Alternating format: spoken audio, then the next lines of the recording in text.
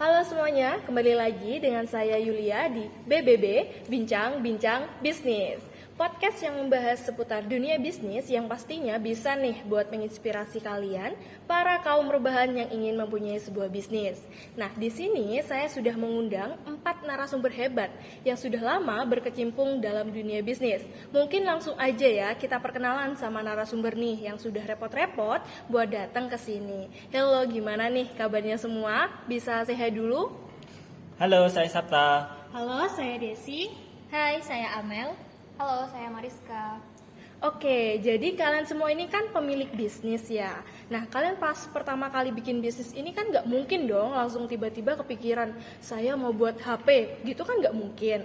Pasti ada sebuah pemicunya gitu. Nah, kalian dari mana sih dapat ide atau pemicu itu kok bisa tiba-tiba kepikiran mau bikin HP gitu? Jadi gini ya Kak, kalau di bisnis ini kan ada yang namanya benchmark. Jadi benchmark itu ya kita nyari informasi dari perusahaan lain gitu.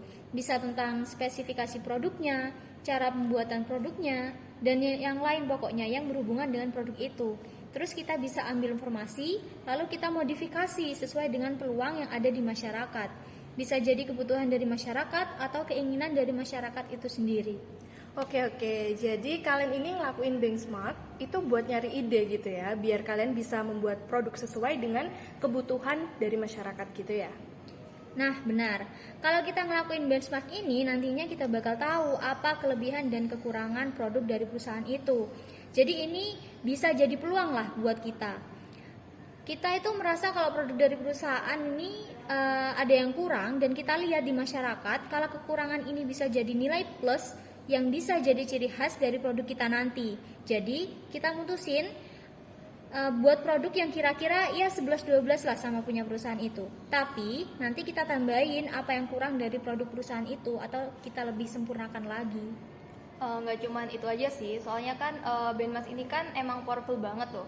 Jadi kita tuh juga bisa mutusin tujuan kita ke depannya itu bakal gimana. Karena kita kan pastinya punya target ya yang mau kita capai. Misalnya mau melampaui produk dari perusahaan yang kita benchmark itu. Nah, kalau udah ada target gini, kita tuh bisa mulai ngerencanain nih produk yang kita buat itu bisa bersaing dengan perusahaan itu dalam pasar yang sama, seperti itu. Gitu ya. Jadi kalian ini ngelakuin benchmark buat dapat informasi tentang produknya perusahaan itu. Misalkan tadi kan kayak kelebihan sama kekurangan. Tapi meskipun kalian itu udah tahu produknya bagaimana, apa yang membuat kalian itu percaya kalau kalian itu bisa membuat produk yang sama atau bahkan bisa melampaui produk dari perusahaan lain itu sendiri? Jadi gini ya Kak, jadi kayak yang dibilang Kak Mariska tadi, benchmark itu kan powerful banget.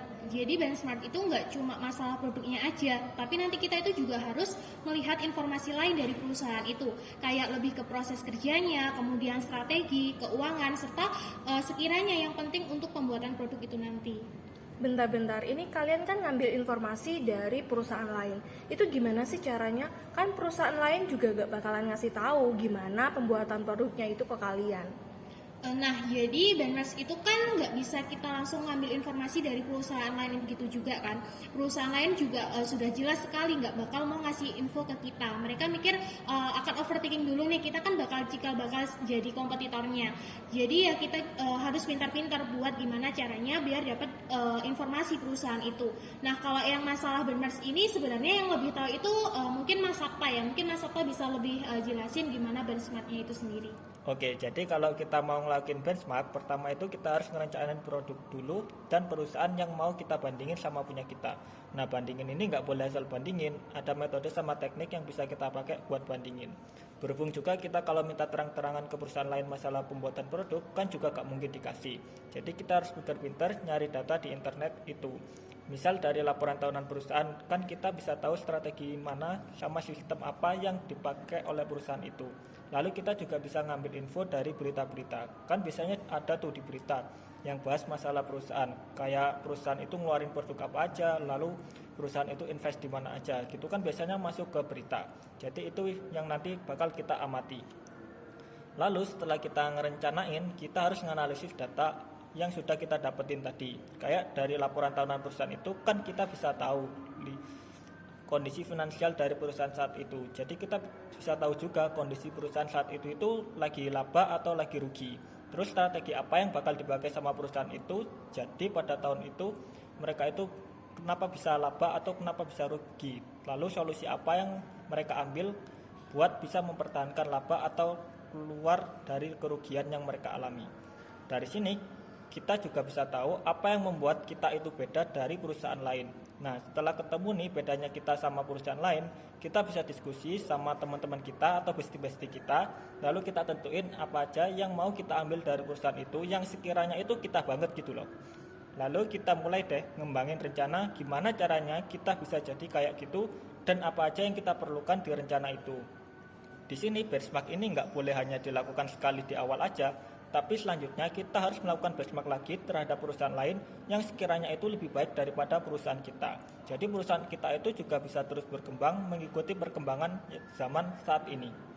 Wow, ternyata nggak sesimpel itu ya bikin sebuah bisnis. Kalau belum dijelasin tadi kayaknya simple banget, mudah gitu ya. Tapi pas sudah dijelasin panjang kali lebar kali tinggi gini, langsung kerasa nih bahwa tidak semudah itu ya biar bisa bikin sebuah bisnis yang sukses. Tapi ini, kalian bikin bisnis gini tuh nggak mungkin dong langsung sukses. Pastinya pernah gagal pas lagi prosesnya gitu. Nah mungkin kira-kira kesalahan apa sih yang bisa membuat kalian ini bisa gagal dalam nerapin rencana bisnis kalian itu? Kalau dari saya sih, kesalahan saya dulu itu karena terlalu fokus pada produknya aja sih. Jadi saya tuh nggak terlalu fokus ke hal lain selain produk ini. Kan sebenarnya itu suatu perusahaan itu nggak mungkin tentang produk aja ya. Ada hal-hal lain selain produk, misalnya kayak cara pemasarannya, manajemen labanya, dan lain-lain. Pokoknya tuh kita harus fokus pada semua hal yang ada di perusahaan.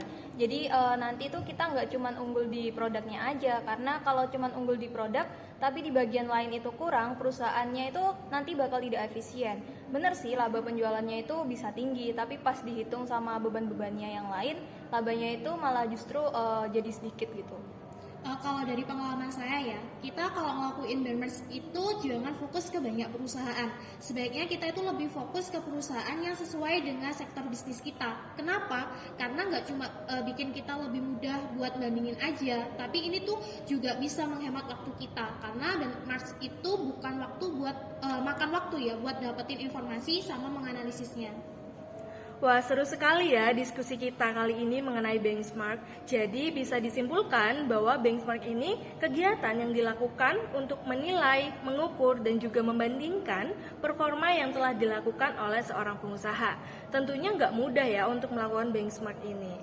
Oke, mungkin sampai di sini dulu nih bincang-bincang bisnis kita. Makasih buat para narasumber yang sudah memberikan pengetahuan nih tentang benchmark. See you next time di BBB Bincang-Bincang Bisnis.